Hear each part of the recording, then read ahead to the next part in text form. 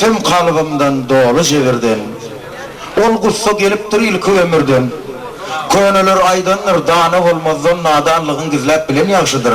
Ağzı kapı deyus olup ölünden lal olup kör olup ölün yaxşıdır. Denglik yok, bolmandırım hiç. Onu düşünürsün yöne bolor hiç. Gırovdek ağırıp sapkal kaşkem saç ağrımsız yanandan yöne kıyıcı üç. Mana kalbim aydiyar mert bol, kovlukma. Yamanlar yanından lal bol, kör bol, emma geç. Sabırsız nadanlar qalar adarlap. Senden gep taparlar kesenden ıyızlap. Dillerinin ucundan köp yalan sözlap. Kalbinde sen kimin bolası gelir.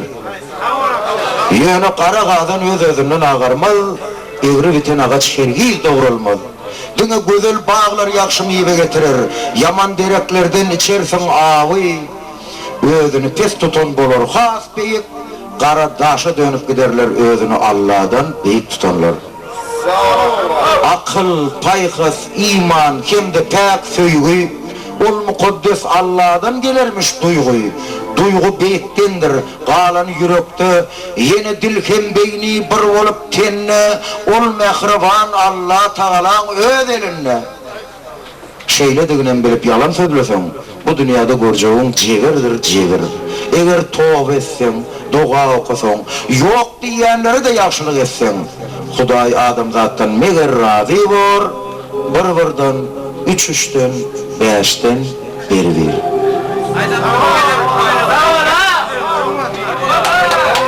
Ay maladı sana, ne böyle anası çapak da eder. Hey, adamzat, o yok men yaşap görünüp, peşep dursun bir yeri karınca kibinip. Nevsin al eline, verme şeytan pelege, dine yaxşı dilege, yaşayış var, ömür var. Sen kimsin? Aslın senin palçıktan seni Huday döretti. Sen bolson dilsiz canları menzep, şeytan cahan içine göz etti. Ötönlerini yada sal. İlki gözün hak yolu, sonra perzendinem sal ak yolu. Sehel çık onanmasan sen yolun yarınna, aydanlarımı onansan düz sen hak yolunna. İt adamın dostudur, gözünden içer suyu. Sen dostluğunu kabul et, yöne menzeme ona. Hey,